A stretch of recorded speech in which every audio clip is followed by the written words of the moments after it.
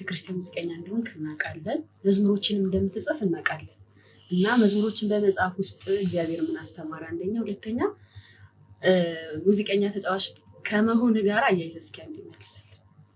ያጋጠሙ ቻሌንጆችም አስተማሪ ነገሮችም ቢሆን አውራ። ያሳዘኑም ካለ የዘንክም ካለ ሙዚቀኛ እንደመሆንሽ መጠን ብዙ ነገሮች ይገጥሙሻል። ያው ከዘማሪዎች ጋር ትገናኛለሽ። ዘማሪዎች አስቸጋሪም ናቸው፣ አስቸጋሪም ዘማሪዎች ነው። አስቸጋሪም ናቸው አይደሉም እያልኩ ነው። እንትና ከዚህ ነው እንትና ከዚህ ነው ብዬ አልከፋፍልም። በዚህ ጊዜ ከሙዚቃ አንፃር ሊኖሩ የሚችሉ ቻሌንጆች እኛ ኢትዮጵያ ውስጥ መለመድ የሌለበት ነገር አለ። ምንድነው? የሆነ ሙዚቃ ታይፕ ይጀመርና ሲዝኑን ራሱ እሱን እናደርገው። ልክ ነህ።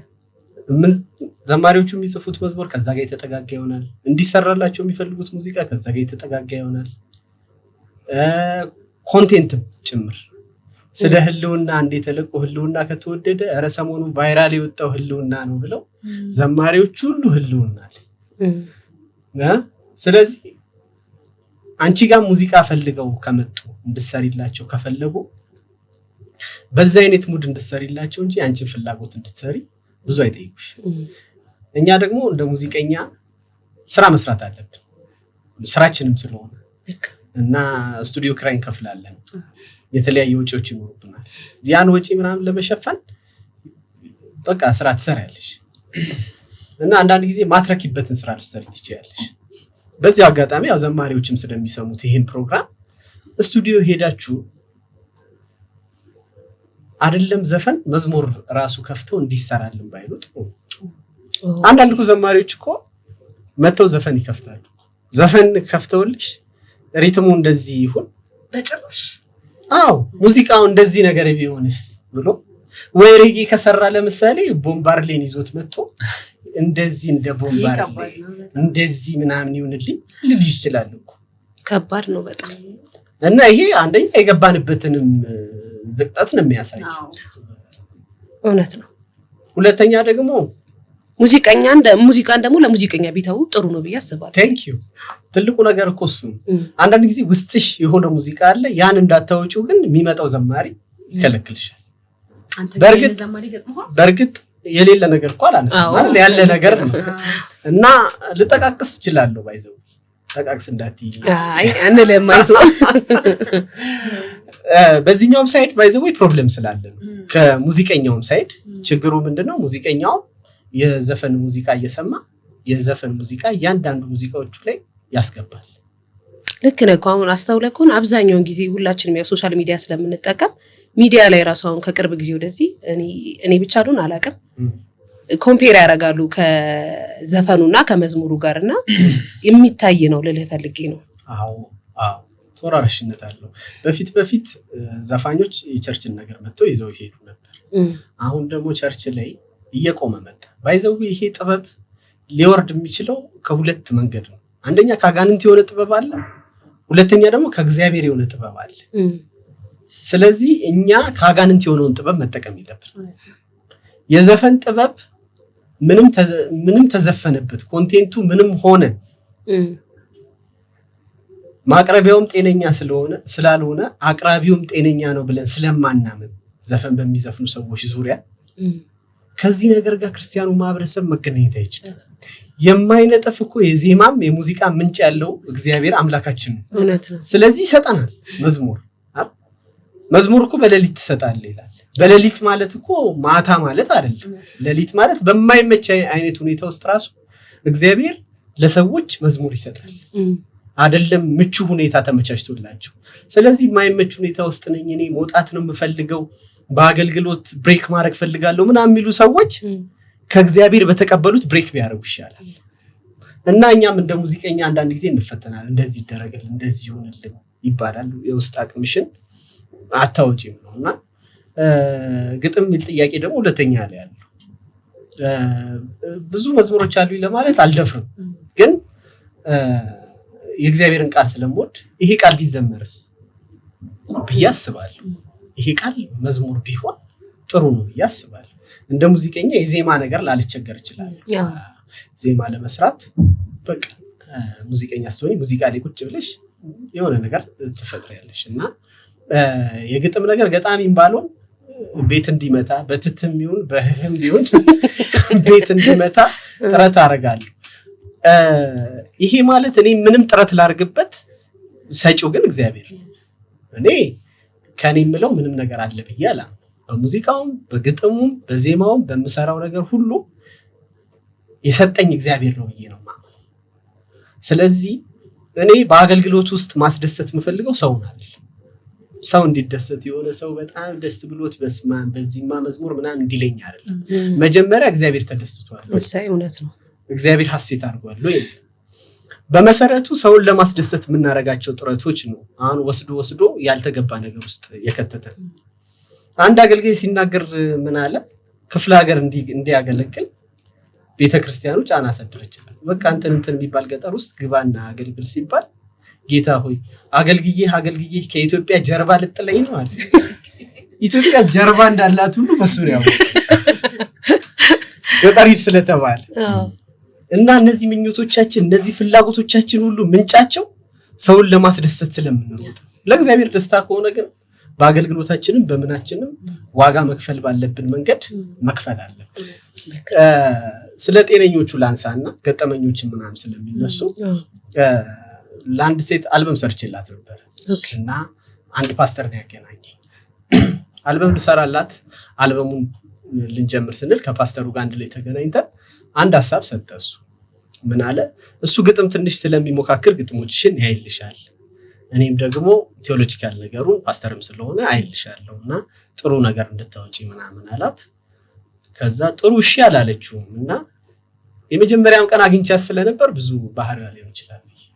ኔክስት ላይ መታ መቀዳት ጀመረችና ይሄን መዝሙር ተኝቼ ነው የተቀበልኩት፣ ይሄን መዝሙር ድምጽ እየሰማሁ ነው የተቀበልኩት ነው የምትለው መዝሙሮቿን እና የግጥም አቅሙ ትንሽ ዊክ ነው፣ መዝሙሩ ዊክ ነው ግን በቃ ጌታን የሰጠኝ ነው የምትለው።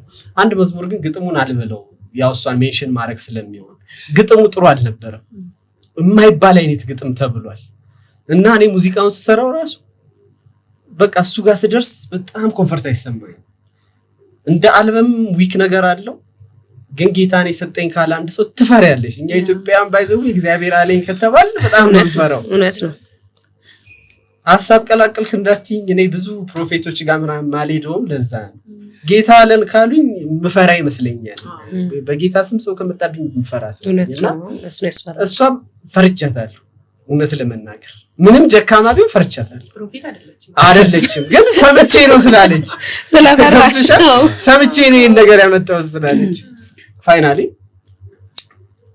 እቺን መዝሙር እቺኛዋን ቃል እንደዚህ አድርገን ብንለውጣት የሚል ሐሳብ ሰጣት።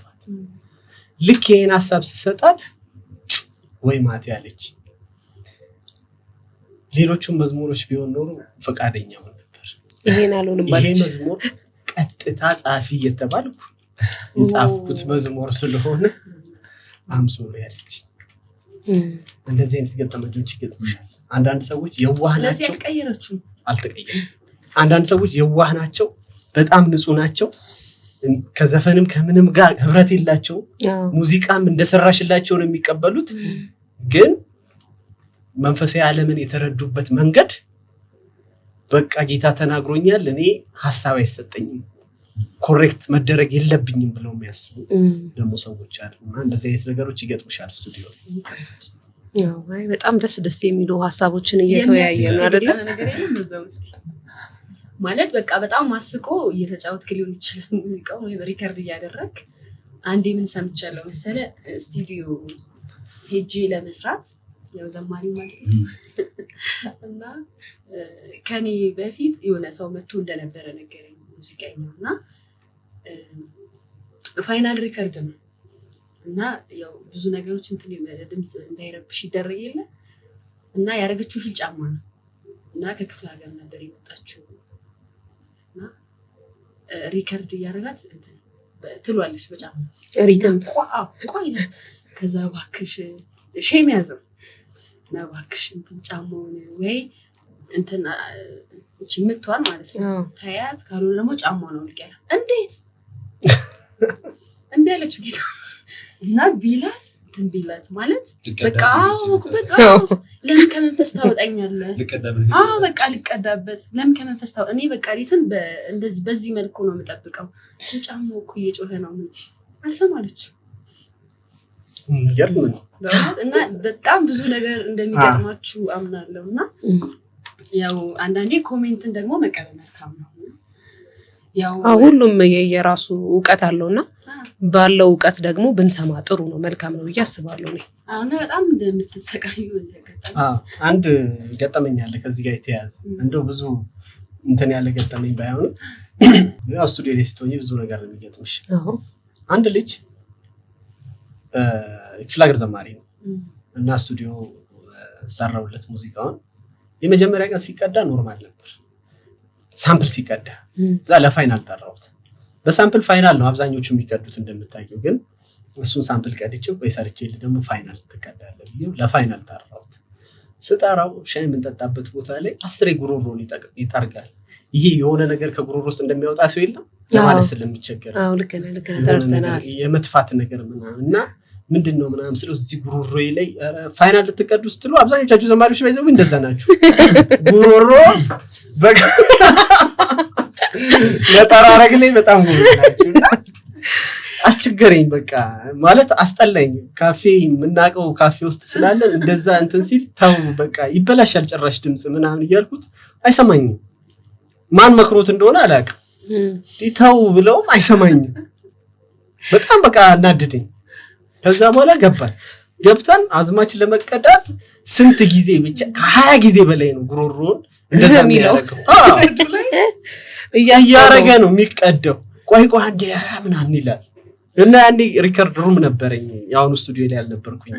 ሩም ለብቻው ነበር የተሰራው። ፋይናሊ ዘመረ ጨረሰ። በጣም አዝኛለሁ። በቃ ልክ እንደጨረስኩ ሂድ በቃ ቻው አልኩት። ያን ድምጽ ላለመስማት እንትን የሚለው ፋይናሊ እሱን ሸኝቼው መቀጃ ሩም ውስጥ ስገባ ዘካ መሬቱ ወይኔ እግዚአብሔርዬ ሌላ ታሪክ ውስጥ ገብቷል። በቃ ወጥቶ የሚታጠብ ቦታ ተወስዶ ምንጣፉ ታጥቦ ምናምን ልነግርሽ ማለት እንዲህ ነጠብጣብ ለካ እንደዛ ሁሉ የሚያደርገው 80 ጊዜ እንትኑ ላይ እና አንዳንድ ጊዜ ትረስት የምታረጊበት ነገር በጣም ወሳኝ ነው ታውቂያለሽ።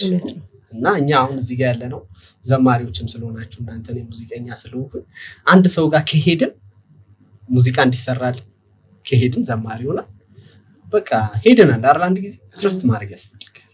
አይ ይሄ ነገር ጥሩ አይደለም፣ ይሄን ነገር አታርግ፣ እንዲህ ብታረግ ነው ጥሩ የሚለንን ነገር መስማት መቻል አለብን፣ መቀበል መቻል አለብን። ይሄን ነገር እንማራለን። ከዚህ እንደዚህ ገጥሞኛል።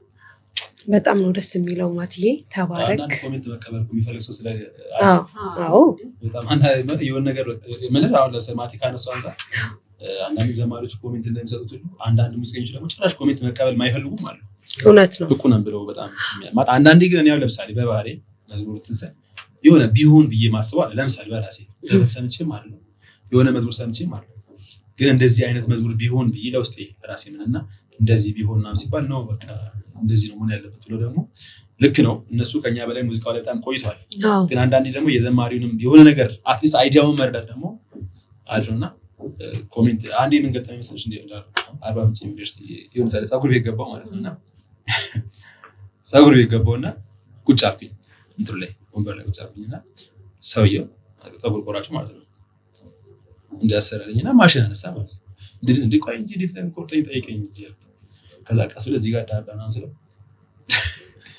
እኔ ምሰራው ነው ያቃል የምን ዳር ነው ወራዳሪ እንዴ ቆይ እኮ እንዴት ቢያንስ ቅርጽ ነው የምትፈልገው ወይ ፀጉር? ከዛ እኔ ምሰራው እንዴት አላውቅም ምናምን ያው እኔ ሲጀመር ለግቢ ጓደኞች ነግሬያቸዋለሁ። ከዛ በኋላ እንደዚህ ገጠመኝ ምናምን ነገር ብዬና አንዳንድ ሰው ኮሜንት ጨራሽ መቀበል ማይፈልግ አለ። አንዳንድ ሰው ደግሞ እንደዚህ ይሄ አለና ማቲካላው አንፃር አሁን ያቺ ዘማሪዋን ስናስበው ጨራሽ ኮሜንት መቀበል ማይፈልግ ኮሜንት መቀበል አሪፍ ነው ባይዘው ተሰው በምንም የሥራ ዘርፍ ከኔ የተሻለ ማቲያውን የሆነ ነገር አጣል በደንብ ኢቨን መዝሙሩን አሁን በጣም እኔ አሪፍ ብዬ ተቀበልኩት መዝሙር በሆነ መንገድ ቢያሻሽልኝ የተሻለ ይሆናል እንጂ እውነት ነው። አሪፍ ነው ኮሜንት ማለት ልክ ነው። ሁሉም በየራሱ የስራ መስክ ላይ እውቀት ስላለው ያንን ሰው ሞር ብንጠይቀው አሪፍ ነው ብለን እናስባለን። ዮኒዬ ስራ እንደምትሰራ እናውቃለን። እንዴት ነው ስራና አገልግሎትን የምታስኬደው? ያው ስራ እሰራለሁ እግዚአብሔር ረድቶኝ። ስራና አገልግሎት ያው ለሁሉም ጊዜ አለው። ለስራ ጊዜ አለው፣ ለአገልግሎት ጊዜ አለው። ግን ያው አንዳንዴ ደግሞ ለሆነ ነገር በጣም ተወግኛለሽ። አሁን አንዳንድ ሰው አይ በቃ እኔ ስራዬን ብቻ ብሎ አገልግሎቱን ትቶ ስራውን ብቻ የሚሰራ ሰው አለ። አንዳንድ ሰው ደግሞ አገልግሎት ብቻ ብሎ ስራ፣ ሁለቱም ባላንስ መሆን አለባቸው እንደ አገልጋይ ሳስበው ማለት ነው። በእርግጥ አንዳንድ ሰው የተለየ ሰው አለ፣ ባይዘው ስራ ማለት የእግዚአብሔር ቤት ብቻ እንዲያገለግል የተለየ ሰው አለ።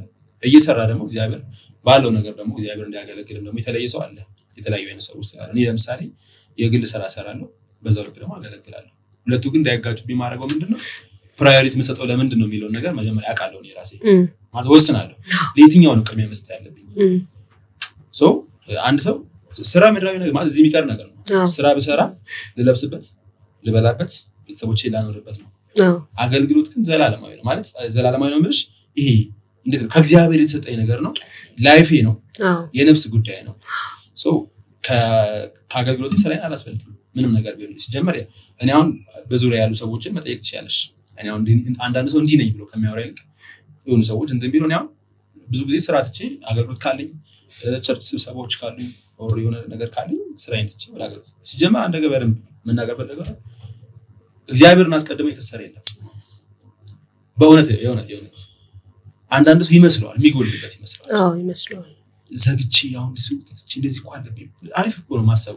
ግን ደግሞ እግዚአብሔር ስለኛ ያስበው እኛ የእግዚአብሔርን ቤት ስራ እየሰራን እኛ የእግዚአብሔርን ቤት እያገለገልን ፈጽሞ ልንጣላ አንችልም፣ ከሰው በኋላ ልንቀር አንችልም።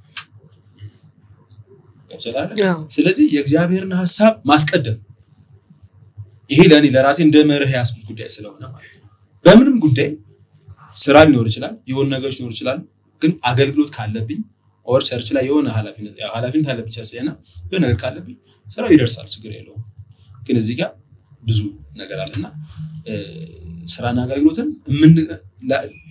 እንዴት ነው የምንረዳበት መንገድም ነው፣ የምንተረጉምበት መንገድም ነው፣ የምንቀበልበት እና የምንተገብርበት መንገድ ነው እንትን የሚለውና እኔ እንደዛ ነኝ። በቃ ስራ ሊኖርብኝ ይችላል፣ ግን ከአገልግሎት ጋር በፍጹም እንዲጋጭብኝ አልፈልግም። ሲጀመር ማልደራደርበት ጉዳይ ለኔ አገልግሎት ነው። እውነት ለመናገር የእውነት ማለት አስቢ፣ ቅድም ነገር ይሻላል። እኔ ለምሳሌ ከምን አይነት ህይወት እንደወጣሁ የእውነት በጣም እኔ እንዲህ እኮ እኔ በጣም ብዙ ያላወራኋቸው ነገሮች አሉ። የእውነት ግቢ በነበረኝ ታይም ላይ ብቻ ሳይሆን ኖርማሊ እንዲህ በማንነቴም ላይ በጣም ብዙ ነገሮች ነበሩብኝና እግዚአብሔር ከዚያ አውጥቶ የማይገባኝን ሰው ለቦታው ማልመጥን ሰው በቅዱሳን ፊት እንድቆም እድል ሲሰጠኝ ከዛ በእኔ ማለት ልኖርለት የሚገባኝ ነገር ሁላ ያለ አይመስለኝም። እግዚአብሔርን ሳገለግለው በሙሉ ኃይሌ ነው ላገለግለው የሚገባው ባለኝ ነገር ሁሉ። ስራዬ መተው ካለ ተቼ ላገለግለው እችላለሁ እግዚአብሔር። ነገር ግን ስራ ደግሞ እዚህ ጋር ቤተሰብ ካለሽ ልጅ ካለ ምትበይው የምትጠጪው ነገር የምታገኘው ከስራሽ ነው። ማለት መጽሐፍ ቅዱስ እንኳን እንድትሰሪ እኮ ነው አይደል የሚያበረታታሽ። ያንን ነገር ደግሞ አስባለሁ ሁለቱም ነገር ባላንስ አድርጌ በተቻለ መጠን ለመኖር ነው እንግዲህ ራሴን እስካሁን ድረስ እየሄድኩ ያለሁት። ግን ከአገልግሎት የሚበልጥ ነገር የለም። ይኸውልሽ ምን አለ መሰለሽ በዚህ ዘመን አገልግሎት በጣም ገንዘብ ተኮር እየሆነ ነው። ለምሳሌ እኔ የማውቀው ለምሳሌ አንዳንድ አገልጋዮች ይወርዳ ከመሄዳቸው በፊት ገንዘብ ይደራደራሉ። ይሄን ያህል ምናምን ማለት ልክ ላይፋቸው እኮ ሊሆን ይችላል። ግን አገልግሎት ገንዘብ ተኮር መሆን የለበትም። አገልግሎት ለገንዘብ ሊሆን ይችላል ወይ ደግሞ ገንዘብ ለአገልግሎት ሊሆን ይችላል።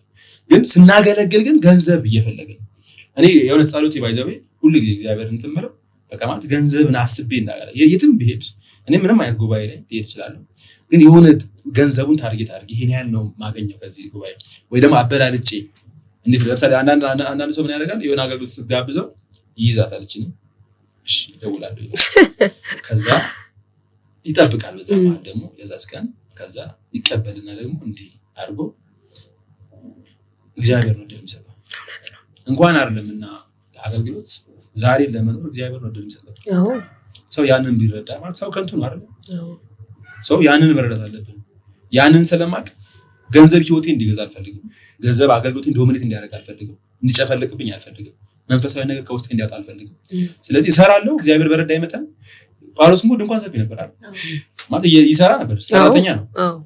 እነ ጴጥሮስም ሰራተኞች ነበሩ። ማለት ስራዬን እሰራለሁ፣ አገለግላለሁ። የትኛውን ግን ቅድሚያ መስጠት አለብኝ የሚለው ነገር በጣም ቁጭ ብሎ ማሰብ ያስፈልጋል። ቁጭ ብሎ ማሰብ ያስፈልጋል። እኔ አይነካካብኝም አገልግሎት ጋር እግዚአብሔር ይመስገን እስካሁን። በጣም ደስ ይላል። እንዴት ነው እኛ ለጌታ ስንኖርለት እኮ እሱም የኛ ስራ ይሰራልናል። ማንንም አላየንም እኮ ጀምሮ ይወደቀ ሰው። የሆነ እግዚአብሔርና አሁን ለምሳሌ እኛ ስናስብ በፊት የሚባል ነገር አለ አይደል? አባቶቻችን እኮ ስለ ወንጌል ብለው እንደዚህ ተንሻፈጫ ምናምን ጫማ የተቀደደ ሱሪ ምናምን ይባላል። አክሊል ነው ያገኙት እኮ እነሱ ማለት ኢቭን ኢፍ አገልግሎ ይወደቀ አገልግሎ ያፈረ ሰው የለም እግዚአብሔር ነው። ስለዚህ በፍጹም ወደ ኋላ ከመቅረት ስጋው ላይ መጥቶ ይችላል፣ ግን በመንፈስ ብርቱ ነው የሚሆነው። በዚሁ አያይዤ ሁለታችሁንም ልጠይቃችሁ፣ የእግዚአብሔር ፍቃድ ለእናንተ ምንድን ነው? በህይወታችሁ ውስጥ እንዴት ትለማመዱታላችሁ? የእግዚአብሔር ፍቃድ ቃሉ ምንድን ነው? በጎና ደስ የሚያሰኝ እሰያው የእግዚአብሔር ፍቃድ። ግን አንድ ነገር አስባለሁ፣ አንዳንድ የእግዚአብሔር ፍቃድ ደስ የማያሰኝ ሊሆን ይችላል። አንዳንድ ሰው በቃ የእግዚአብሔር ፍቃድ ብሎ የሚያስበው ደስ ሲለው ብቻ ነው። ምናምን ሲል ኢየሱስ ክርስቶስ እኮ የአባቴን ፍቃድ የላከኝን የአብን ፍቃድ ላደርግ መጣሁ ሲል እኮ ሊሰቀል ነው። ለመከራም አንዳንድ የእግዚአብሔር ፍቃድ አለ። በማይመች ሁኔታ ውስጥ እግዚአብሔር ፍቃድ አለ። እና ብዙ ጊዜ የምሰማው ነገር አለ፣ እንዴት ነው እግዚአብሔር በቃ በጣም ውስጤን ደስ ሲለኝ፣ አንዳንዴ ከዛም ያለፈ ደግሞ የእግዚአብሔር ፍቃድ አለ። የእግዚአብሔር ፍቃድ እንዴት ነው ልናውቅ የሚገባው? ከእግዚአብሔር ጋር ህብረት በማድረግ ነው። በጎቼ ድምፄን ይሰማሉ ነው ብለዋል። እውነት ነው። ስለዚህ አንድ በግ ደግሞ የእረኛውን ድምፅ ሊያውቅ የሚችለው ከእረኛው ጋር በጣም ብዙ ባሳለፈ ጊዜ ነው። ከእግዚአብሔር ጋር በጣም ብዙ ባሳለፈን ቁጥር ድምፁን እየተለማመደ በመጣን ቁጥር ሌላ ድምፅ አንሰማም፣ ተለዋጭ ድምፆችን አንሰማም፣ ሌላ የሰይጣን ድምፅ አንሰማም። እና ብንሰማ ራሱ መለየት እንችላለን አይደል? ግርግር መሃል የእግዚአብሔር ድምፅ መለየት ያ እኮ ባይዘው የመንፈሳዊ ነገር እድገቱም እኮ ያ ነው። አንድ ሰው አደገ የምንለው እኮ ከብዙ ድምፆች መሃል የአባቱ ድምፅ መለየት ሲጀምር ነው። የእግዚአብሔር ድምፅ ምን አይነት ነው? እንዴት ነው? ለምሳሌ እኔ አሁን አባቴ በጣም ከብዙ ሰዎች መሃል ጀርባዬን አዙሬ የእሱን ድምፅ አውቀዋለሁ። ማንም ቢጠራኝ የእሱ ድምፅ ዮናስ ሲልኝ አውቀዋለሁ። ለምጄዋለሁ፣ ተለማምጄዋለሁ፣ ብዙ ሰምቼዋለሁ፣ ከእሱ ጋር አሳልፌያለሁ። እና ከእግዚአብሔር ጋር ስናሳልፍ የእግዚአብሔር ድምፅ እንሰማለን። እና ሞኝ ማለት ኤፌሶን ላይ 5 ላይ የሚናገረው ምንድነው? እንግዲህ ጥበብ እንደሌላቸው እንደ ጥበበኞች እንጂ ጥበብ እንደሌላቸው እንዳትመላለሱ ተጠንቀቁ ይልና፣ ስለዚህ የእግዚአብሔር ፈቃድ ምን እንደሆነ አስተውሉ እንጂ ሞኞች አትሁኑ ማለት። አንዳንዴ በሞኝነት ነው የሆኑ ነገሮች የምናደርገው።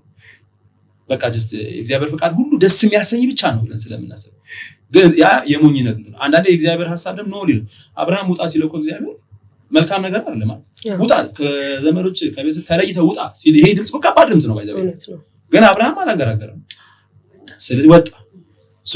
የእግዚአብሔርን ድምጽ ለመለየት የእግዚአብሔርን ፈቃድ ለማወቅ ከእግዚአብሔር ጋር በጣም መቆየት ያስፈልጋል። በጣም እግሩ ስር መሆን ያስፈልጋል። በጣም መጸለይ ያስፈልጋል። በጣም ኢንቲሜት መሆን አለብን ከእግዚአብሔር ጋር። በጣም በተጣበቅን ቁጥር ደግሞ የእግዚአብሔር ድምጽ ለመንፈሳችን ጀመርኩ ውስጣችን ለመንፈስ ቅዱስ እኮ ለመንፈሳችንም ይመሰክርልናል፣ ይነግረናል፣ ያወራናል። የእንጀራ ልጆች አለን በእግዚአብሔር ልጆች ነንና አባት ልክ ልጁ እንደሚመክረው እንደሚቆጣው አይደል? እግዚአብሔር እኮ የሚቆጣ ከሆነ እኮ ኔጌቲቭ የሚያስቆጣ ድምጽም አለ ማለት ነው። አንዳንዴ ሂድ፣ ተከናወን፣ እለፍ፣ ጣስ፣ በርጥስ ብቻ እኮ አይደለም። እግዚአብሔር ተው ይላል፣ ተመለስ ይላል አይደል? እስራኤልም እኮ ተመለሱ ይላቸዋል አይደል? በጣም በብዙ በነቢያትም ይነግራቸዋል፣ ተመለሱ፣ ተመለስ ካል ተመለስ። የእግዚአብሔር ፍቃድ አንዳንዴ እንደዛ ነው። ወደዚህም አለው ወደዚህም አለው። ስለዚህ ሁለቱን ለመስማት ግን ለህይወታችን የሚጠቅመውን ነገር ለመያዝ ከጌታ ጋር በጣም ብዙ ጊዜ ማሳለፍ ያን ነውና እኔ እንደዛ ነው። አሁን እጸልያለሁ በጌታ ጌታ በረዳ ይመጣል ከነ ድካሜ እጸልያለሁ። የእግዚአብሔር ፍቃድ እንደሆነ አውቃለሁ። ለህይወቴም፣ ለአገልግሎቴም፣ ለቤቴም፣ ለትዳሬም፣ ለስራዬም ጠይቃለሁ። ጌታ ሆይ እለዋለሁ። እውነት እኔ አሁን አገልግሎት አንደል ጌታ በቃ ማለት እንዳገለግል ትፈልጋለህ፣ እዚህ ቦታ እንዲሄድ ትፈልጋለህ ማለት አንዳንዴ ሞኝነት ይመስላል። ሲጀምር መንፈሳዊ ነገር ሞኝነትም እኮ ነው አይደል? በብልጠት የሚሆን ነገር እኮ አይደለም። ብልጥ ብንሆን ለሆነ ጊዜ ነው፣ ግን እግዚአብሔር አይከብርበትም በዛ ጉዳይ ላይ። ልክ እንደሞኝ ነው። ልክ እንደ ልጅ አንድ ልጅ አባቱን ነው ከአባቱ ላይ ማንንም ሊጠይቅ አይችልም። ተንበርክከን በጌታ ፊት ስንሰማ ድምፁን ለያለን፣ ፈቃዱን እናውቃለን፣ ፈቃዱን ይነግረናል፣ እዚያ እንኖራለን። በኖር ለእግዚአብሔር ፍቃድ ከኖርን ደግሞ ሁሉ ነገር መልካም። ማቲስ የእግዚአብሔር ፍቃድ ሰፊ የሆነ ሀሳብ ያለው ነገር ነው እና በህይወታችን ደግሞ አንዳንድ ጊዜ በፍቃዱ እንሄዳለን፣ አንዳንድ ጊዜ ያለ ፍቃዱ እንሄዳለን። ትልቁ ሀሳብ ሰው ሁሉ ጊዜ በእግዚአብሔር ፍቃድ መሄድ አለበት፣ ግን የማይችልበት ጊዜ አለ። ሁሉ ጊዜ በእግዚአብሔር ፍቃድ ግን እንድንሄድ የእግዚአብሔር ሀሳብ ነው። ይሄንን መረዳት ሁሉ ጊዜ ያስፈልጋል። አንዳንድ ነገሮችን ቀለል እናረጋቸዋለን። ይሄ ጉዳይ የእግዚአብሔር ጭንቅላት አያስፈልገውም የምንላቸው ነገሮች አሉ። ይሄ ጉዳይ የሚያስፈልገው የኔ በቃ ውሳኔ።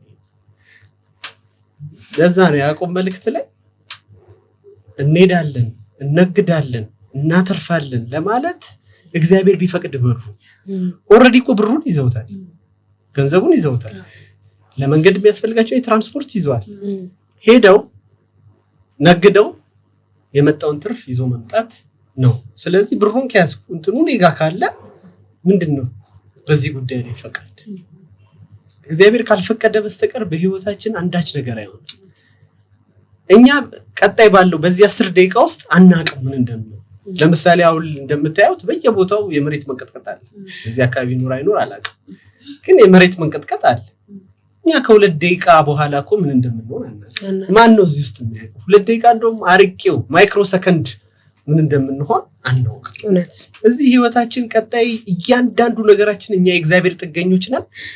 እግዚአብሔር የፈቀደው ነገር እንዲሆን ከሐሳቡ ጋር መስማማት፣ ከፈቃዱ ጋር መስማማት የኛ ኃላፊነት ነው።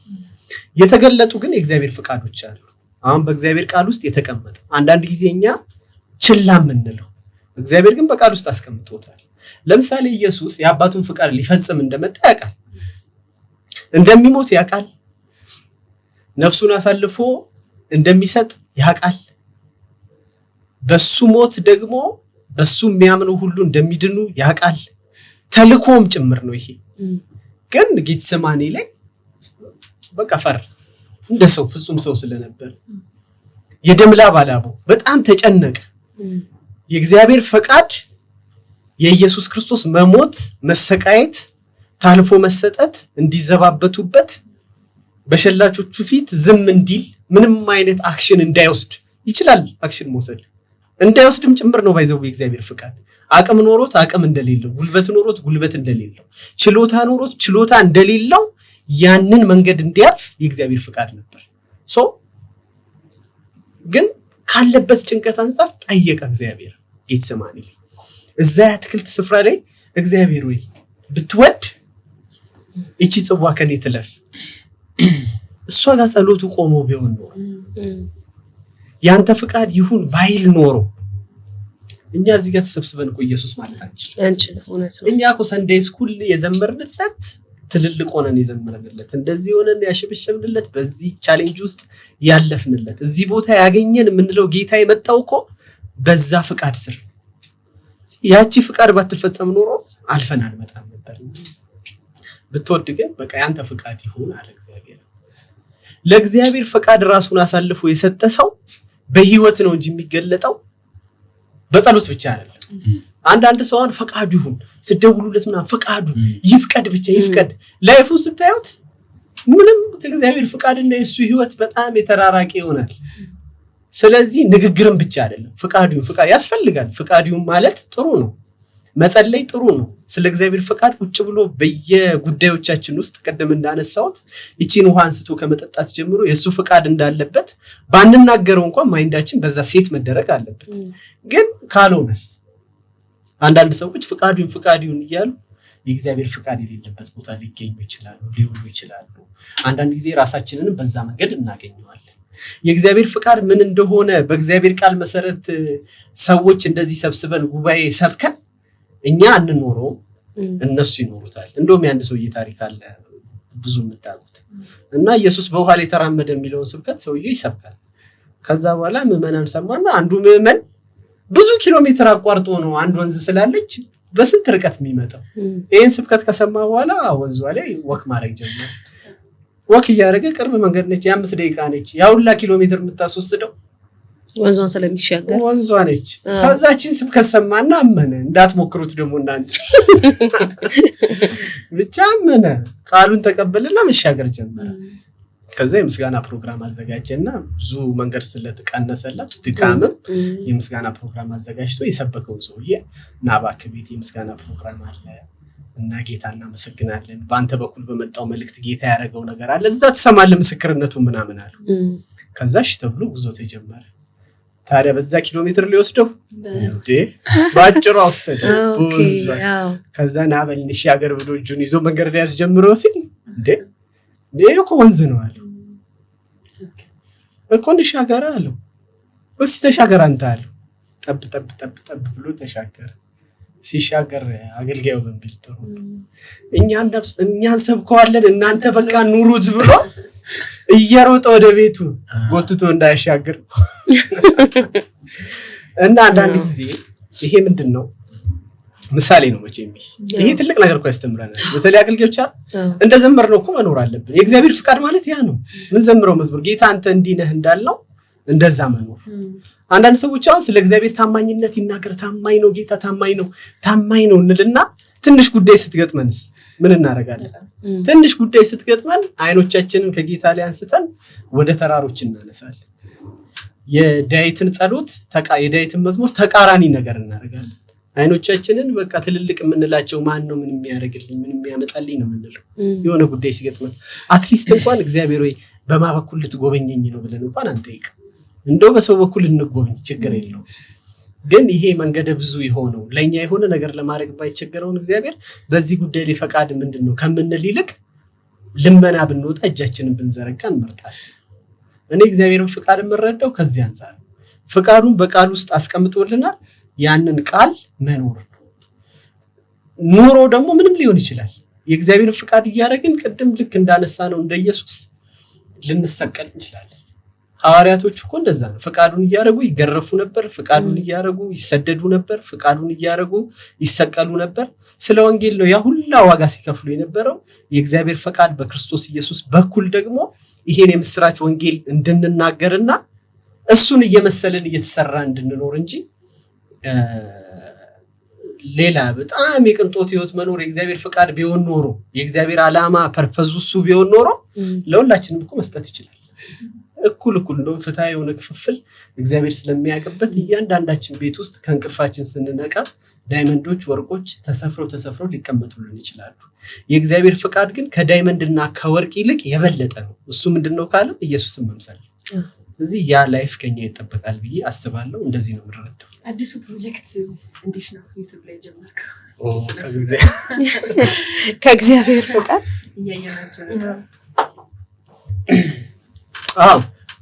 ዩቲዩብ ላይ አንድ ነገር ጀምሬያለሁ። ያው ከቨር መዝሙሮችም አሉበት። አሁን ኋላ ላይ ወደ ኦሪጂናል መዝሙርም እየመጣን ነው። በፊት አንድ ፕሮግራም ጀምሬ ነበረ፣ ቤቶራ የሚል ሾው ነበረ እና እሱም ፕሮግራም የተወሰነ ሄጄበት ነበረ። ከዛ በኋላ ዩቲዩቡም ሀክ ተደርጎ ነበረ እና ላዩ ላይ ያሉ ፋይሎች ምናምን ጠፍተው ነበረ። ምንም ፋይል አጋጣሚ ሆኖ ደግሞ ኤዲት የሚያደርግልኝ የሚሰራልኝ ወዳጄ እሱ ጋም ደግሞ ፋይሎቹ አልነበሩም። የሱም ላፕቶፕ ጠፍቶ ስለነበር እኔ ጋም ደግሞ ይጠፋል ብዬ ስላላመንኩ ፋይል አልያዝኩም ነበር እና እነዛን ማግኘት አልቻልንም። ስለዚህ አሁን ደግሞ ያደክማል እንደዚህ አይነት ነገሮች ሲፈጠሩ ትንሽ አድክሞኛል። ግን ቆየት ብሎ ደግሞ አሁን ድጋሚ አንዳንድ ነገሮች ለመስራት አስባለሁ። ፕሮጀክቶች አሉ። ይሄ ብቻ ሳይሆን 1-4 የሚሆኑ ፕሮጀክቶች መስራት ማስባቸው ነገሮች አሉ። ግን ያው አሁን ላይ እንደምታውቁት እያንዳንዱ ነገር ከአቅም ጋር የተያያዘ ካሜራ ያስፈልጋቸዋል፣ የምትቀርጹበት ምን የምትሉበት። እኛ ሲምፕል በሆነ መንገድ ነው አሁን እየሰራን ያለን። ወደፊት ግን እነዛን ፕሮጀክቶች አውጥቶ ለመስራት የተለያዩ ማቴሪያሎች ያስፈልጋሉ። እንደ መንፈሳዊ ሰው እየጸለይኩበት ነው። እንደ መንፈሳዊ ሰው የአቅሜን ያህል ለማድረግ ጥረት እያደረኩ ነው። ነገ ላይ የተሻለ ነገር ይሆናል ብዬ አስባለሁ። እናንተም ደግሞ ጸሎታችሁ አይለኝ፣ የሚመለከቱትም እንዲጸልዩልኝ ይሁንሽ። ይሁንዬ ወደ አንተ ልምጣና ከህይወትም በህይወትህ በትዳርህም ከወላጆች ካሳደጉ ወላጆች የተማርከው ነገር አለ? ይኖራል ግን በደንብ ብዙ ይኖራል። ያው ያንዳንዱ ልጅ ከወላጆቹ የሆነ ነገር ይማራል። አንዳንዱ መልካም ነገር ይማራል፣ አንዳንዱ ደግሞ መልካም ያልሆነ ነገር ይማራል። እና እንዴት ነው የኔ ቤተሰቦች ክርስቲያኖች ናቸው፣ የጥንቱ ክርስቲያኖች። አባቴ በጣም የጸሎት ሰው ነው። ባይዘው በጣም የምቀናበት የእውነት ማለት ነው ጌታ በጣም የምቀናበት ባይዘው ማለት ኢቭን አንዳንዴ ቸርች እየጸለይኩኝ ጾም ጸሎት ላይ ምናምን ሆኜ እየጸለይኩኝ እንዴት ነው አንዳንዴ ይሄ ጌታ ሆይ የጸሎት ህይወቴን ምናምን አዲስ ምናምን ስንል መሆን የምፈልገው ራሱ እንደሱ እንትን እያልኩኝ አይደለም። ያው ሌሊት ላይ በየትኛውም አጋጣሚ ሌሊት ለሽንቴም ለምንም ስነሳ በጣም እንትን እያለ እንኳን አባ ምናምን ሲል ሰማዋለሁ።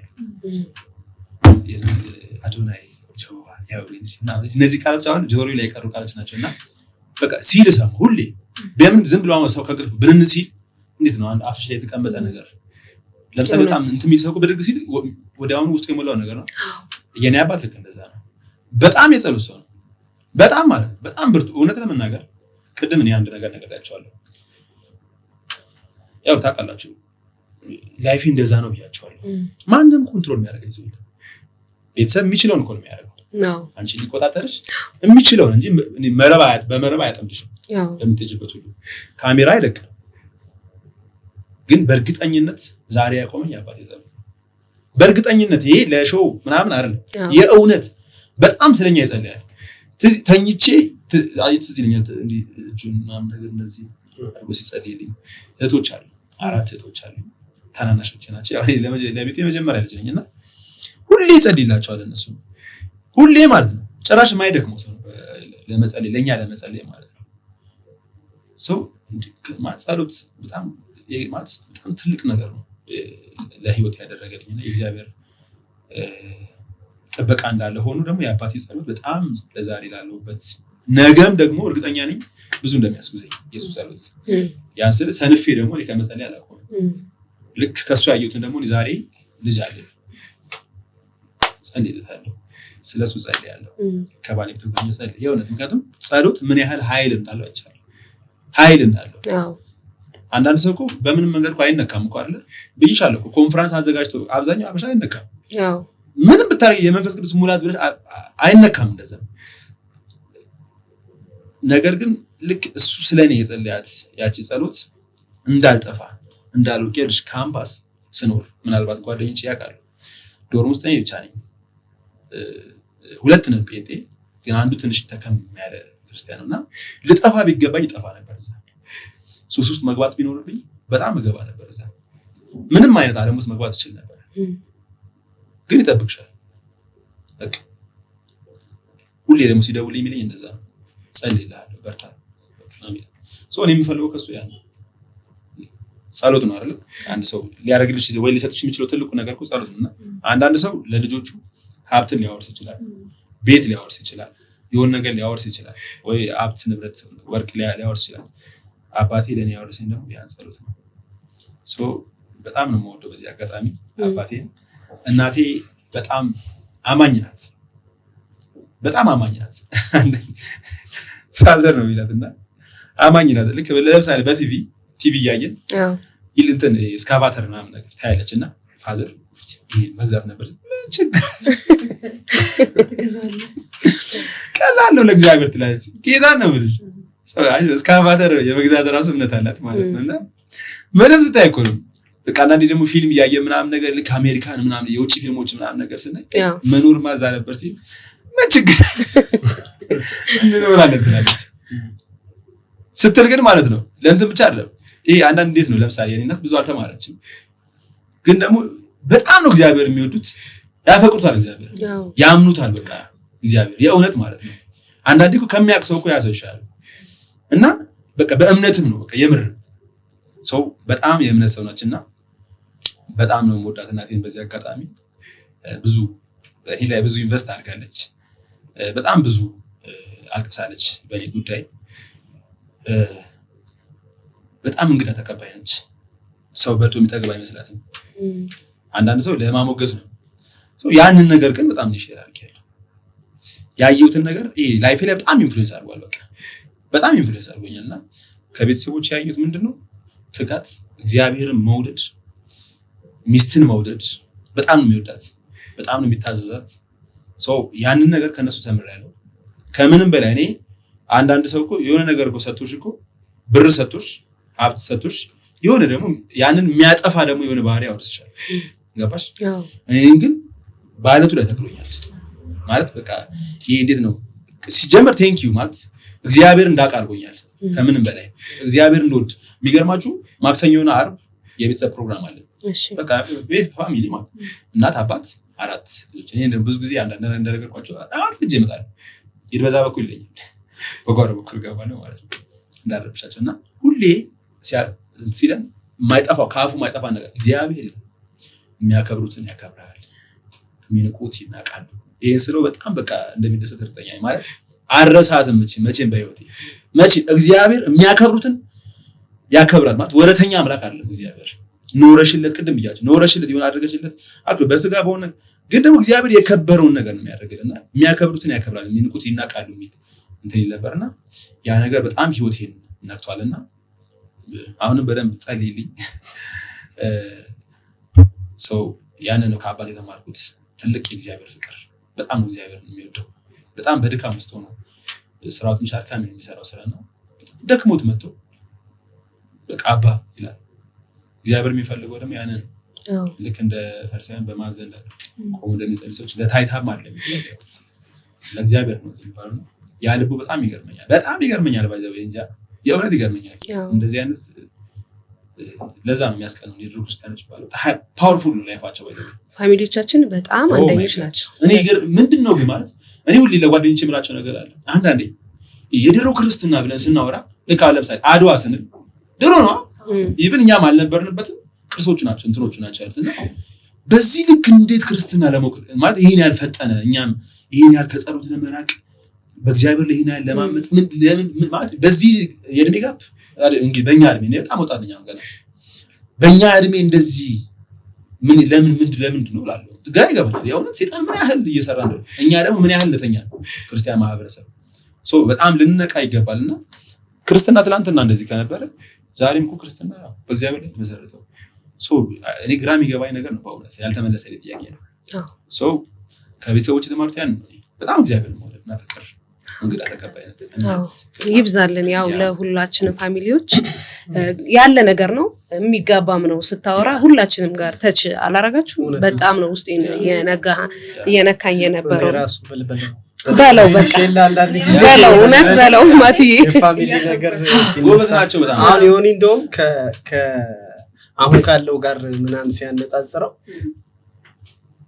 ስቲል ሰዎች እኮ አሉ እኮ አሁን የሆነ አባት ሚዲያ ላይ የለም። ሚዲያው እንደሱ አይነት ክርስቲያን አያውቅም። አሁን ጌታን አያውቁም የምንላቸው ሰዎች እንደዚህ አይነት ክርስትና አይደለም። ወጥቶ የሚሳደበው አይደል ወጥቶ ያልሆነ ድርጊት የሚያደርገው ሰው ነው የሚመለከተው እንጂ እንደዚህ አይነት ሰዎች እኮ ስቲል አሉ አላለፉ ገና አሉና ዮኒ ሲናገር የአባቱን ቦታ ከኔም ከእናቴ ጋር ኦልሞስት በቃ ተመሳሳይ ነው። በተለይ አሁን እንቅልፌን ስተኛ አልነቃም፣ ማንም ሰው አይረብሸኝም። ለምን የነበርንበት አስተዳደጋችን ላይ እናታችን ለሊት በቃ 9 ሰዓት ምናምን ተነስታ ትዳብሰናለች እሱ እንዳለ። ስለዚህ የሆነ ጊዜ ኧረ ይበቃሻል እንዳታ 15 ደቂቃ 20 ደቂቃ 30 ደቂቃ ስቆይብሽ ኧረ ይበቃል ትያለሽ። ከዛ ኧረ ይበቃል እያልሽ አንቺ ስትታሺ ወስዶሻል እና ኦሬዲ ይወስደናል። እና በዛ አይነት ሁኔታ ነበር አስተዳደጋችንና እናታችን ይመስለኛልም ከገንዘብ ጋር ክርስትና ያኔ አልተሰፋም ነበር። ምንም ሲጀመር ዋጋ ከመክፈል ጋር በቃ ክርስቲያኑ ማለት ዋጋ እየከፈል ጌታን እያልክ ትኖራለህ እንጂ ሌላ ምርጫ የለህም። ስለዚህ እናቶቻችን ከገንዘብ ጋር አልሰፉት። ላይፍ ስታይላቸው ስቲል ለሊት ተነስቶ መጸለይ ላይፍ ስታይላቸው እስካሁን አገልግሎት ስላላቸው ምናምን እኮ አይደለም ምንም አገልግሎት የላቸው እና እኛ ቤት ውስጥ አሁን ቋሚ ጸሎት አለ። በሱ እድሜ ክልል ያሉ ሰዎች የሚጠጋጓት ሰዎች በሳምንት አንድ ቀን ጾም ይጸልያሉ ቀን እና ባይብል ስተዲ አለ። የቤተሰብ በሳምንት አንድ ቀን ደግሞ እናጠናለን ባይብልን እንደ ፋሚሊ ተሰብስበን ይሄን ነገርም እንዲቀጥል ምን እንዲል የእሱ አስተዳደግ ጥሩ ነው። እኛም ለእግዚአብሔር ቃል ያለን ልብ የኔ ታናናሾች ባይዘው በጣም ነው ማለት አፍ የሚያስይዙ ልጆች ናቸው። የመጽሐፍ ቅዱስ መረዳታቸው በጣም ከባድ ነው። እኛ ከቤት ይመስለኛልና ወንድሞቼ የኔ ታናናሾች በጣም ነው የእግዚአብሔርን ቃል የሚጫወቱት እና ስናጠና በጣም ብዙ ያስተምሩኛል። በዚህ አጋጣሚ እየሰሙ ነው ብዬ ስለማስብ እዛ ባይብል ስተዲ ላይ አብረው የሚያጠኑ ታናናሽ ወንድሞቼ ታላላቀቶቼ እናቴን ጨምረዋሉና በጣም ላመሰግናቸው እወዳለሁ። ለእግዚአብሔር ቃል ይሄን ያህል ፍቅር እና ይሄ ፍቅርም የገባው ያው ከፋሚሊ ነው። ሌላ ኬትም ሊመጣ አይችልም እና የሆነ ያንስተው ነበር። አሁን የመጣንበት ደግሞ ፍጥነት የወደቅንበት አወዳደቅ በደረጃ አይደለም ይወርድ ከላይ ነው የተፈጠፈጠው የተጠቀምነው። እግዚአብሔር አሁንም ቢሆን ግን ቅሬታዎች አሉት። በእውነት እግዚአብሔር ቅሬታዎች አሉት። በዘመናት ውስጥ እግዚአብሔር ቅሬታዎች አሉት። አንድ ቃል አስብ ነበር ሰሞኑን ዳንኤል ላይ ያለ የእግዚአብሔር ቃል ሲድራቅ ሚሳቅ አብደናጎ እሳት ውስጥ እንዲገቡ እንትን የተባሉት ከባቢሎን በምርኮ የተወሰዱ ናቸው። እግዚአብሔር ለምርኮ ራሱ አሳልፎ የሰጣቸው አምልኮተ ጣዖትን ስለሚያመልኩ የጣዖት አምልኮ በሚያመልክ ማህበረሰብ ውስጥ የሲድራቅ የሚሳቅ የአብደናጎ አይነት ቅሬታ ነበር። የዳንኤል አይነት ቅሬታ ነበር ማለት ነው።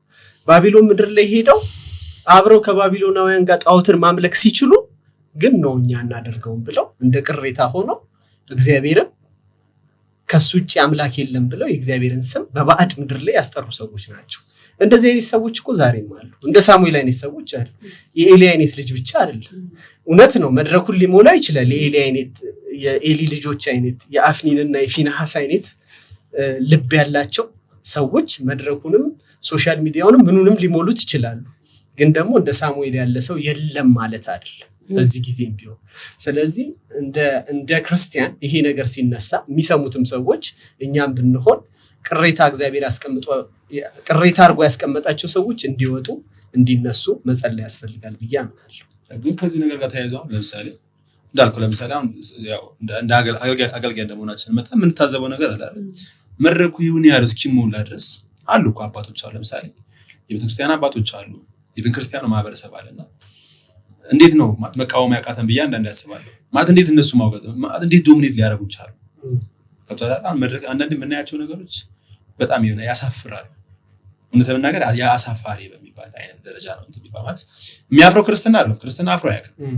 እኛ እንደ ሰውኛ ነው ገባህ አይደል? ግን እናፍራለን እኛ አንዳንዴ ለማን እንደሚሰዋ እንኳን የማይታወቅ አይነት እንትን ነውና ሶሉሽኑ እኮ ያን ነው። አሁን ማለት በቃ ኖ ሊባል ይገባል። ከምንም በላይ ቤተክርስቲያን የጣለችውን ነገር ማንሳት አለባት። መቅረዞቿን ማንሳት አለባት። ጸሎቶች በቤተክርስቲያን ለምሳሌ አሁን እኛ ቤተክርስቲያን ላይ ምን አይነት ነገር ተጀመረ ከሆነ ጊዜ በኋላ እግዚአብሔር ይመስገን ሁሌ ደግሞ ይል ነበር በቃ ይመለሳል እግዚአብሔር ክብር ወደ ቤቱ ይመለሳል እግዚአብሔር ክብርና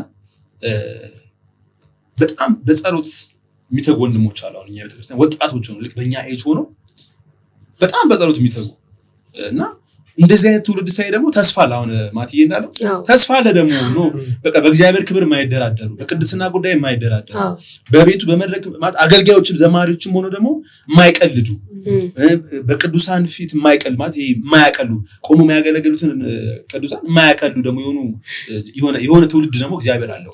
ያን እናምናለን። ሶ ያንን ስናይ ትንሽ ተስፋ እናገኛለን። ሲጀመር ማለት እስከ መቼም ድረስ አይቀጥልም፣ ለጥቂት ጊዜ እንትን እንደሚል ማለት ነው። ሶ ከምንም በላይ መፍትሄው ምንድነው? አንደኛ መጸለይ ነው።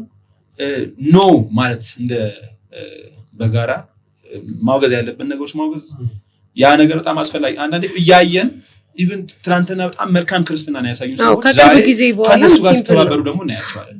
በጣም መልካም እንላቸው ሰዎች ለክርስትና በቃ ማለት እንዳገልግሎትም ፈርቀዳጅ የምንላቸው አገልጋዮች ለምን መተው አለባቸው? በጣም ጄነሬሽን እግዚአብሔር እኮ ነው ባይዘው ሁሉም እንደ ስራው ይከፍለዋል ነው የሚለው ባይዘው ለሁሉም እንደ ስራው ይከፍለዋል እግዚአብሔር። ማንንም አንተ እኮ እንደዚህ አይደል፣ ሁሉም እንደ ስራው ይከፍለዋል። ሶ ከአመጽ ጋር ባንተባበር እግዚአብሔር ከማይከብርበት ነገር ጋር ባንተባበር በቃ እኔ የምለው ያንን ነው። ሶ ያ ነገር ሲሆን የሆነ ሰዓት ላይ እነሱ ባይዘው ይጠፋሉ አይደል? እግዚአብሔር ተዋቸው ይመለሱ ወደ እውነቱ ገብቶቻል አይደል? ይምጡ ወደ እግዚአብሔር ቤት እውነተኛ ወደ ሆነው አምልኮ። ቅድማት እያነሳው ነበር ብዙ ሰው የሚያየው የሆኑ ክርስቲያን የሆነ ሚዲያውን ነው የሚያየው። ክርስትና እሱ አይደል። ክርስትና የእግዚአብሔር ቃል ላይ ያለው ክርስትና ነው የእውነት ማለት ነው። ማለት ስለ ወንጌል የሚከፈለው ዋጋ ነው ክርስትና። ያንን እዩ። ሌሎችም አሁን ጌታን ለመቀበል ሲሉ እኔ ያው ሰሞኑን አንድ ያው ቅድም ማስሰው ነውና አንድ ታችን ያው ሚዲያ ላይ ያየነው ስለሆነ ለምንድነው ሃይማኖት የቀየርሽው ነው ሲባል ለእግዚአብሔር የሚገባውን ክብር ለመስጠት ለእግዚአብሔር የሚገባውን ክብር ለመስጠት ሃይማኖት መቀየር አለ። ጴንጤም ሰው ስለሆነ ለእግዚአብሔር ክብር አይሰጠውም። ኦርቶዶክስም ስለሆነ ለእግዚአብሔር ክብር የሚሰጠው ሰው በግሉ በህይወቱ ነው ለእግዚአብሔር ክብር የሚሰጠው ኖረሽ ነው እንጂ የሆነ ተቋም ስለሄድክ አይደል። ገብቶሻል? በፍጹም ይሄ ሚስ አንደርስታንዲንግ እንዲፈጠር መደረግ የለበትም። በተቻለ መጠን አባቶች መጸለይ አለባቸው፣ መምከር አለባቸው፣ ማስተማር አለባቸው። ቤተክርስቲያናት ምዕመኗ ማስተማር አለባት። ምዕመን እኮ ነው ይሄ ደባይዘው እነዛን እኮ እንደዚህ የሚላቸው ጎበዝ የሚላቸው እኮ ከኛ ቤተክርስቲያን አብረውን ትላንትና ሲያመልኩ የነበሩ ሰዎች ናቸው። ባይዘው አዲስ እንትን ከሆነ ክፍለ ሀገር መጥተው አይደለም እኮ እዛ የሚገቡት። ትላንትና እግዚአብሔር የሚያውቀው እግዚአብሔር የሚፈሩ የነበሩ ሰዎች ናቸው። ዛሬ እነሱን ሄደው ዘይት ሰጡላቸው ገንዘብ እያወጡ የሚገዙት በሬዎቻቸውን ሽጠው ዘይት የሚገዙት የሆነ ነገር ነው። ሰው ቤተክርስቲያን ከመቼውም ጊዜ በላይ ምዕመኖቿ ማስተማር አለባት። የእግዚአብሔር ቃል መሰበክ አለበት። አሁን መድረኮቻችን ላይ እየተሰበኩ ያሉ ስብከቶች በሙሉ እንጃ የሚያቆሙ ነገሮች አሉ እና በጣም ቤተክርስቲያን መስራት አለባት። አባቶች ነው ማለት አለባቸው። ከአመጽ ጋር መተባበር ማቆም አለባቸው። ያኔ ቤተክርስቲያን በተሻለ መጠን ከቅሪቶቿ ጋር ሆና እንደገና ደግሞ በሚገባ ያው ብዙ ይሉኝታም እንዴት ነው በጣም አንደርስታንድ ካለማድረግ አንጻር አየዋለሁ እኔና በይሉኝታ ይሆናል ቸርች ላይ ያለውን ነገር አብዛኞቻችን ስላለንበት እናውቀዋለንና ይሉኝታ አይደለም። በቃ ይሄ የእግዚአብሔር ቤት ነው። ለእግዚአብሔር መቆም ባለብን መንገድ መቆም አለብን። ትውልድን መቅረጽ አለብን።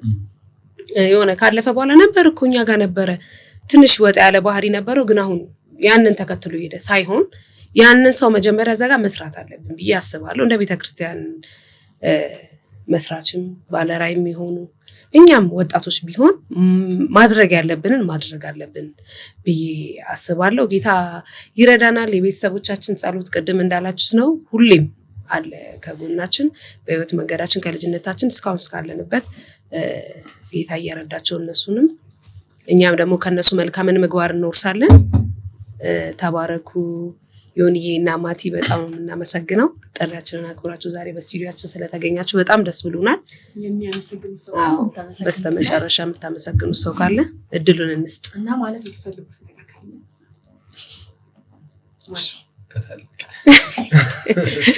የታላቅ ጉዳይ እሺ ውሃ መጠጣት ትችላላችሁ። ግን ይረዳችሁ ውሃ እኔ እየደጋገሙ ቴንኪዩ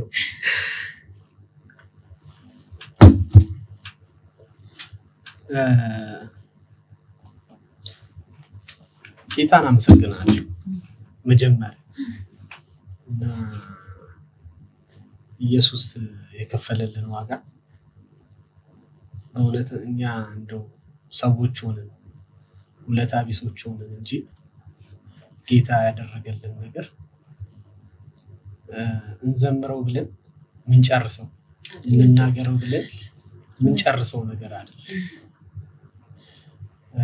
በአባታችን አዳም ምክንያት በኃጢአት የወደቅነው እግዚአብሔር ከሱ ጋር ሊያስታርቀን ምንም አይነት ግዴታ ሳይኖርበት ፍቅር ብቻ ግድ ብሎት በልጁ በክርስቶስ ኢየሱስ በኩል ሊያውም አዳምና ሔዋን ሳይወድቁ በፊት ዓለማትም ገና ሳይፈጠሩ በፊት በክርስቶስ ኢየሱስ በኩል እኔን በጣም ምስኪኑን ሰው እኔ ምህረት የማይገባኝን ሰው እኔን ኃጢአተኛውን ሰው በክርስቶስ ኢየሱስ በኩል ያዳነበት መንገድ ይገርመኛል።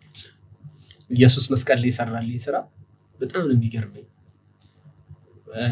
ከዚህ በኋላ ከሱ ይሄ ቢመጣልኝ የምለው ነገር የለኝም። ኦሬዲ ስራዬን ሰርቶ ጨርሶታል። በዛ በተሰራ ባለቀ ስራ ውስጥ ማገልገል፣ እሱን ማክበር፣ እሱን ከፍ ማድረግ፣ እንደዚህ ባገኘዋቸው አጋጣሚዎች ውስጥ ስለሱ ፍቅር መናገር ነው የምፈልገው። እንደ ጌታ ሊወደን የሚችል ማንም የለም። አንዳንድ ጊዜ እናቶቻችን ይወዱናል፣ አባቶቻችን ይወዱናል ብለን እንመሰክራለን። ጥሩ ነው ይወዱናል። የጌታን ያህል ግን ሊወደን የሚችል ሰው የለም። የጌታን ያህል ሲጀመር እኛ ራሳችንን አንወድም። ስለዚህ እግዚአብሔር ለኛ የገለጠው ፍቅር እንደ ሰው ሳይሆን እንደ አምላክ ነው። ስለዚህ የአምላክ ፍቅር ደግሞ በልባችን ውስጥ አለ።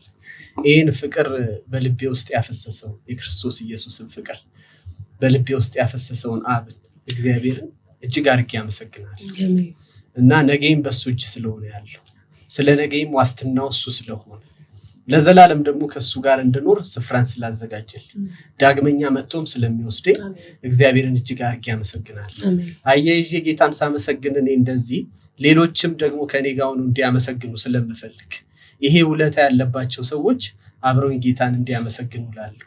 ይሄን ጌታ ደግሞ ያልተቀበሉ ሰዎች፣ ያልዳኑ ሰዎች፣ ወደዚህ እውነት ያልመጡ ሰዎች፣ ኢየሱስ ክርስቶስን የህይወታቸው አዳኝና ጌታ አድርገው ያልተቀበሉ ሰዎች፣ በኃጢአት ውስጥ ያሉ ሰዎች ኃጢአት ያስባለው ድርጊታቸው አይደለም የሚያረጉት ነገር ሳይሆን ኃጢአተኛ ያስባላቸው በአዳም በኩል የወደቁበት ውድቀት ነው።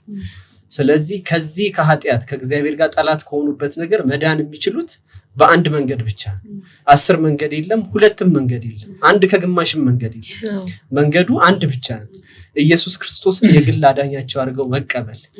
እሱ ስለኔ ነው የተሰቃየው፣ ስለኔ ነው የሞተው፣ ስለኔ ነው በመስቀል ላይ ታልፎ የተሰጠው ብለው ይሄን ጌታ ሲቀበሉ ህይወትን ያገኛሉ።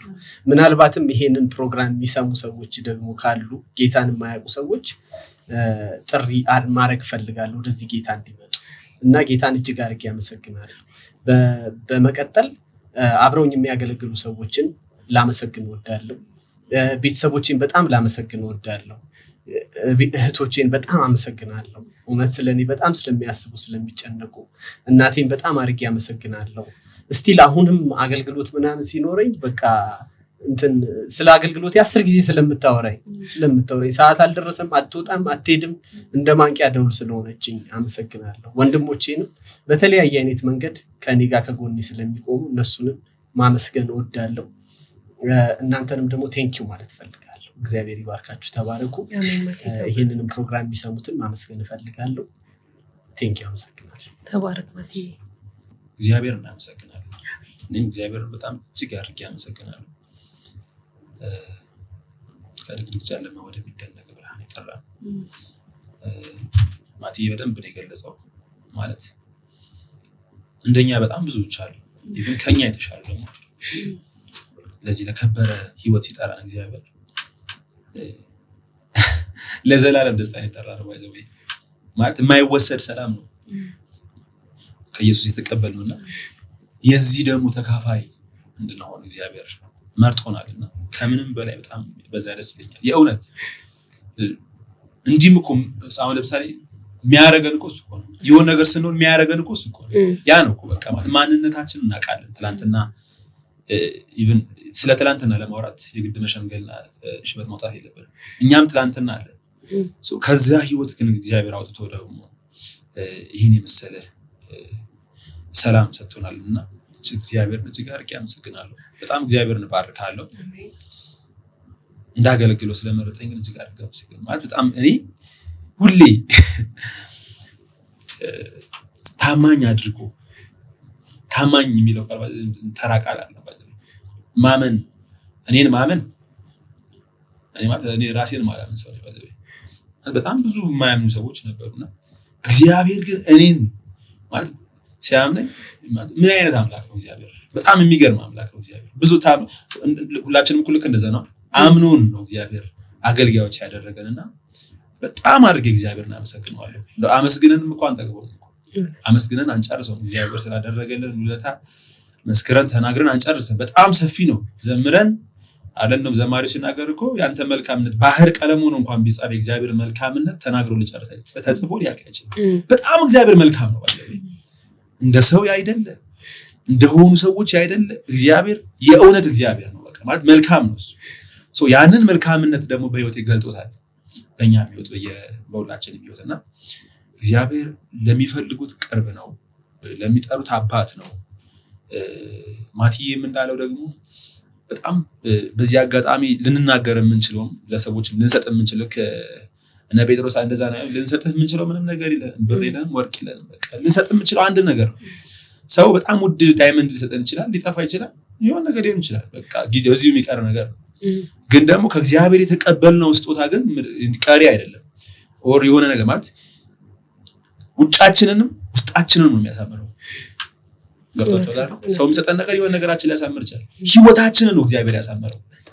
ፍጻሜያችንን ነው እግዚአብሔር ያሳምረው።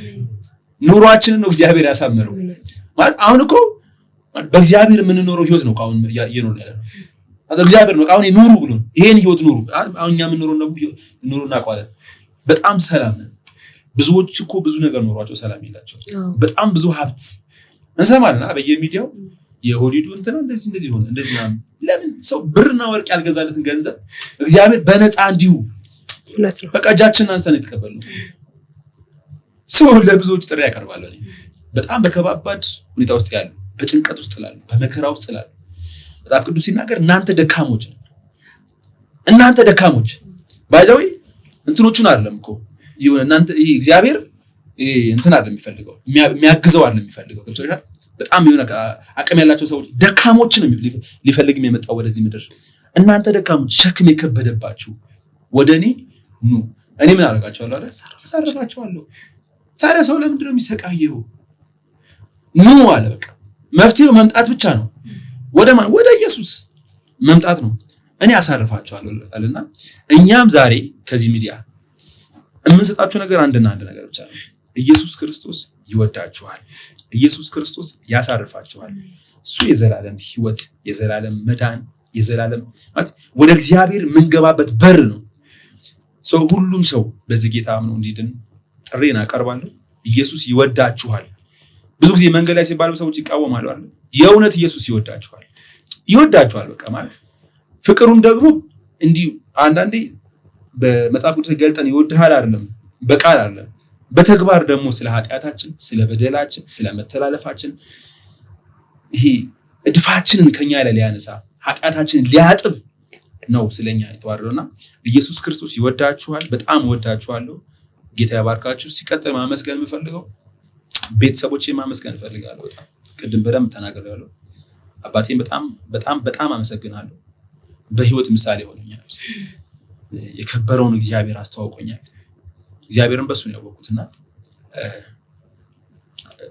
አንድ መልእክት ማስተላለፈው ምንድነው እንዲህ ወላጆች የሆኑ ሰዎች ለልጆቻቸው በደንብ እግዚአብሔርን ማስተዋወቅ አለባቸው ባይዘው ከሰንዴ ስኩል ባለፈ ኮን ነገር ባለፈ በህይወት እየኖሩ ማሳየት አለባቸው ማስተዋወቅ አለባቸው እግዚአብሔር ምን አይነት አምላክ እንደሆነ ማሳየት አለባቸውና ለክ የሆኑ ሰዎች ከፍ ሲሉ በጣም ብዙ ውዝግብ ውስጥ የሚገቡት ምን ለሳይ ይመስለኛል ነው ያን ላለው አባቴን በጣም አመሰግናለሁ እናቴን ይሄን እንደውም ማመሰግንበት እድል አግኝቻለሁ ዛሬ አመስግን በጣም ነው ማመሰግናት ለኔ በጣም ብዙ ዋጋ ከፍላለች በጣም ብዙ ዋጋ እግዚአብሔር ደግሞ ይርዳኝና ኖሬ ደግሞ እንድክሳት እግዚአብሔር ይርዳኝ ማለት ከዚህ በላይ አሜን እህቶቼን በጣም አመሰግናለሁ ታናሾቼ ሆነው በጣም ብዙ ደግፈውኛል ታላቃቸው ሆኜ እንኳን ብዙ ባላረግላቸው ታናሾቼ ሆነው ጸልየውልኛል ብዙ ሰፖርት አድርገውልኛል በጣም ይወዱኛል በጣም ወዳቸዋለሁ ለነሱ በጣም መኖር ፈልጋለሁና የቤተክርስቲያን መሪዎችን አመሰግናለሁ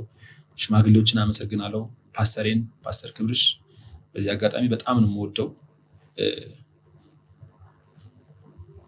ቅድም ካላቸው ሰዎች በጣም የሚገርም አይነት ላይፍ ያለው ሰው ነውና በጣም ነው መቀናበት በጣም የእግዚአብሔርን ቃል ሲያስተምር በጣም ይሄ የሚነካሽ ሰው ታያለሽ እና ደግሞ እሱ እየኖረም ነው ባይዘው በህይወትም በማስተማርም በጣም ብዙ ኮትኩቶኛል ዓለምዬን አመሰግናለሁ ዓለም ፀሐይ ጎኔ ሜርሲ አላማር በጣም እጅግ አድርጌ አመሰግናለሁ ከዛ ሲቀጥል ግን በጣም አመሰግን ፈልገው ባለቤቴን እጅግ አድርጌ አመሰግናለሁ በጣም ነው የምወዳት እሷ ደጋፊ ብቻ ሳይሆን በጣም ብዙ ነገር ይላች ማለት ኢቭን እጄን ይዛ ነው የምትሄዱና በጣም ነው የማመሰግነው ልጄን በጣም ወዳልክ ዛሬ የሆነ አመት ሲያየው I love you so much በጣም ነው የምወደውና ልጄን የኳየር ልጆቼን በጣም አመሰግናለሁ በጣም ወዳቸዋለሁ በጣም እንጃኔ አመስግኝም ጨርስ ሰው እንኳን አለው በጣም ብዙ ማመሰግነው ሰው አለ ከዛ ባለፈ 40 ምንጭ ፌሎን በጣም አመሰግናለሁ በጣም ነው የምወዳችሁ ጌታ ኢየሱስ ዘመናችሁን ይባርክ ቴንኪው በጣም እናንተንም እግዚአብሔር ይባርካችሁ ስለዚህ እንግዲህ ከዚህ ሰውዬ ደግሞ እንደው የሆነ ነገር ቁም ነገር እንኳን ካገኘን ብላችሁ ጋብዛችሁኛልና ተባረኩ በጣም አመሰግናለሁ አሜን ተባረክ ይሁንዬ አቲ ጥሪያችንን አክብራችሁ በስቱዲዮ ስለተገኛችሁ በጣም ደስ ብሎናል የሚደንቅ የህይወት ተሞክራቸውን አካፍለውናል ተመልካቾች ከነሱ ብዙ እንደምትማሩ ተስፋ እናደርጋለን ሳምንት በተለየ ፕሮግራም ወደ እናንተ እስከምንመጣ ድረስ ይህን ቤት ሰብስክራይብ ላይክ ሼር በማድረግ እንዲሁም የደወል ምልክቱን በመንካት ቤተሰብ እንድትሆኑ በጌታ ፍቅር እንጠይቃለን ሰላም ቆዩ